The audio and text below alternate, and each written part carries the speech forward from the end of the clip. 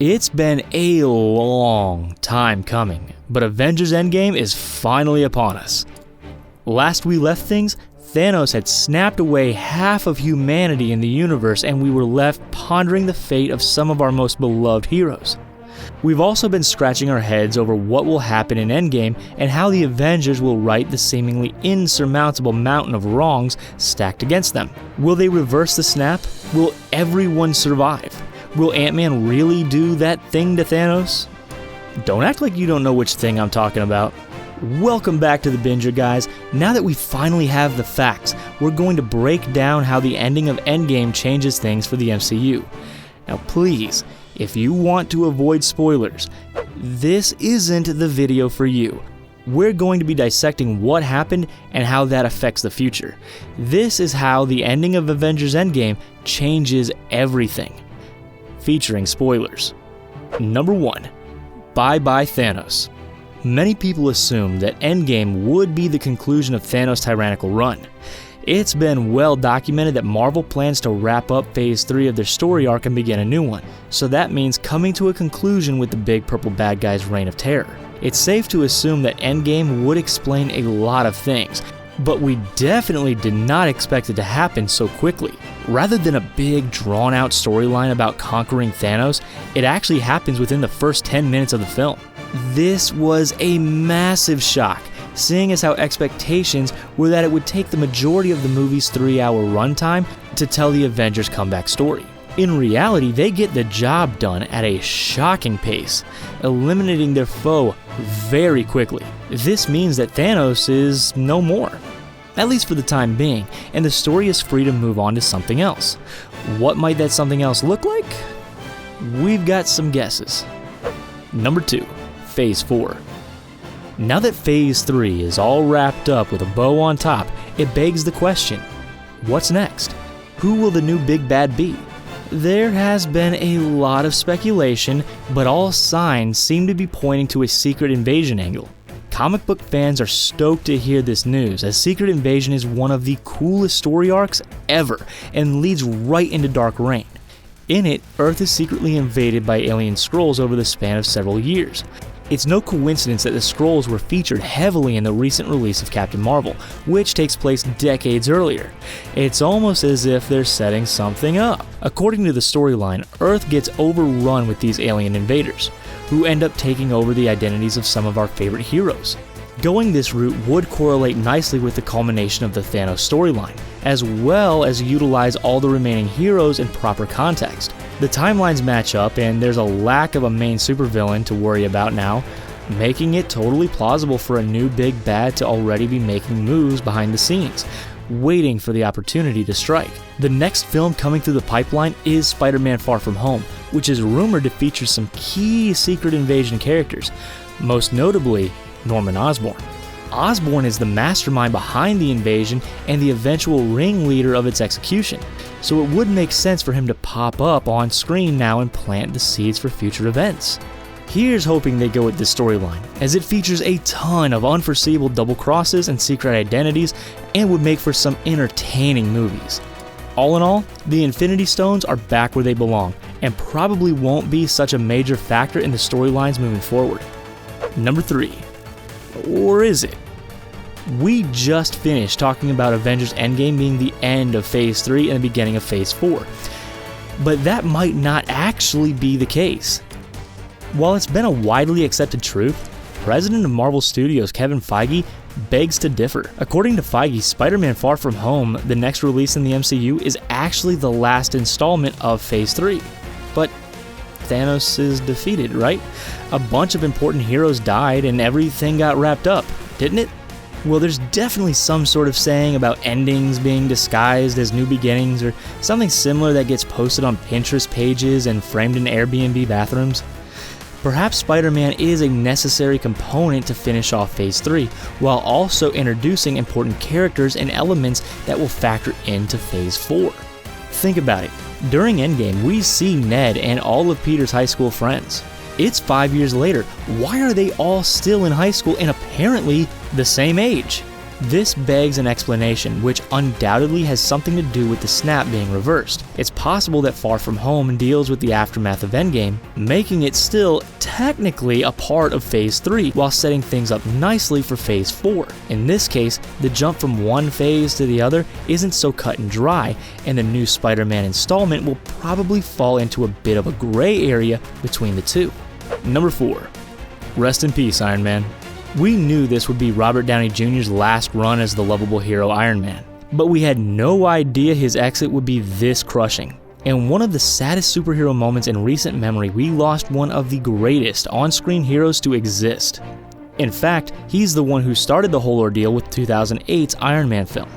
To put that in context, Iron Man came out even before that awful Edward Norton-led Hulk movie was released. That's over a decade ago.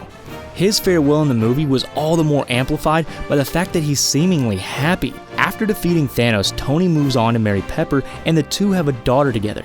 Tony is content with his life but feels compelled to rejoin the team when they devise a plan to go back in time and reverse the snap. Tony begrudgingly agrees, and it proves to be his final decision. In an act of epic heroism, he uses the Infinity Gauntlet to eliminate Thanos and his army, defeating Thanos yet again while undoing the original snap.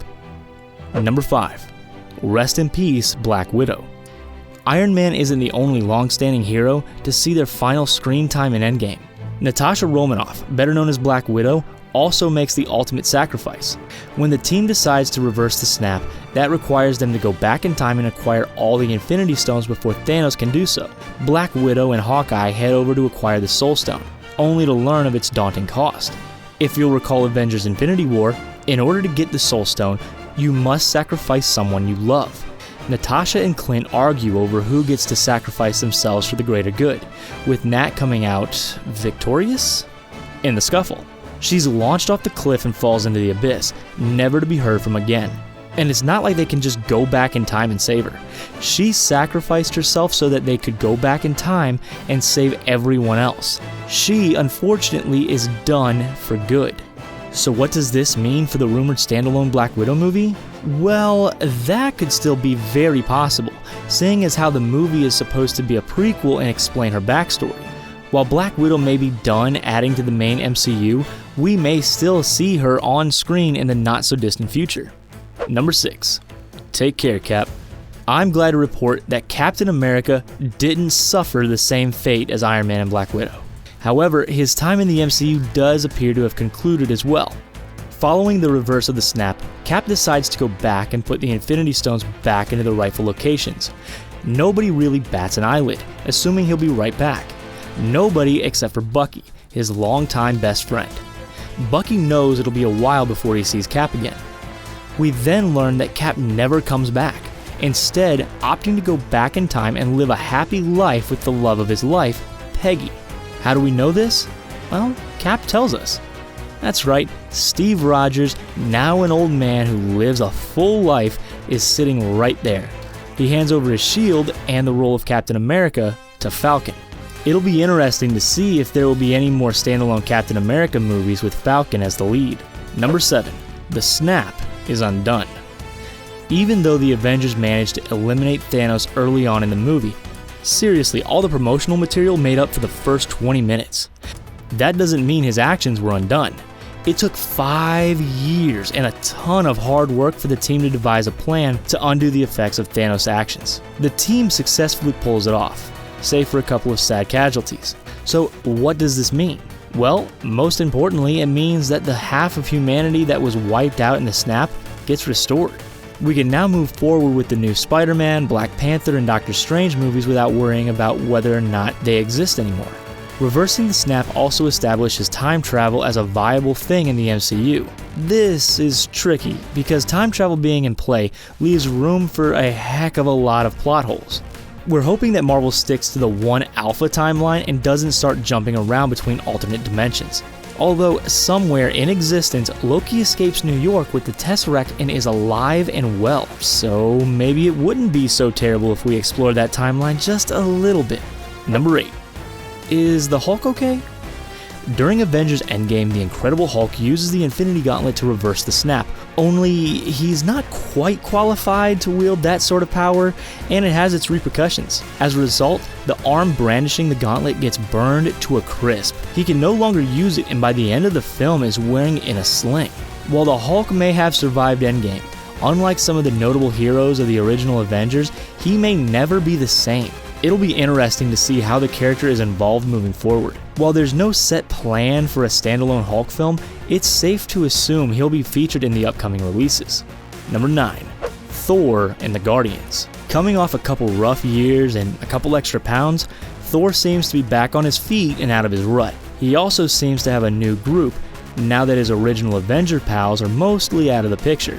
Avengers Endgame concludes with Thor giving the throne of Asgard to Valkyrie and leaving with the Guardians of the Galaxy. As the group departs, we see Thor and Peter bickering over who the boss of the crew is. This could go in a number of directions, but Thor as part of the Guardians storyline, or vice versa, could be a lot of fun. Those are debatably the two funniest verticals that the MCU has to offer. So pairing them up would make perfect sense and make for some really hilarious, awesome future releases. Number 10. No credit scene. Quite possibly the strangest news to come from Avengers Endgame is the fact that there's no post-credit scene. The extra bit at the end of the movie is something Marvel has made a staple, yet they left audiences hanging high and dry following their most highly anticipated release. Was this an intentional prank to mess with people? Or is this the new norm for Marvel movies and we should learn not to expect any additional content? Only time will tell. Those are some of the biggest repercussions to come from Endgame. The aftermath will certainly continue to develop and leak into the future stories as well. How do you feel about the conclusion of Endgame? Would you have liked things to go differently? Let us know your thoughts in the comments down below. Until next time, make sure you hit that subscribe button, like this video, and thank you for tuning in to The Binger.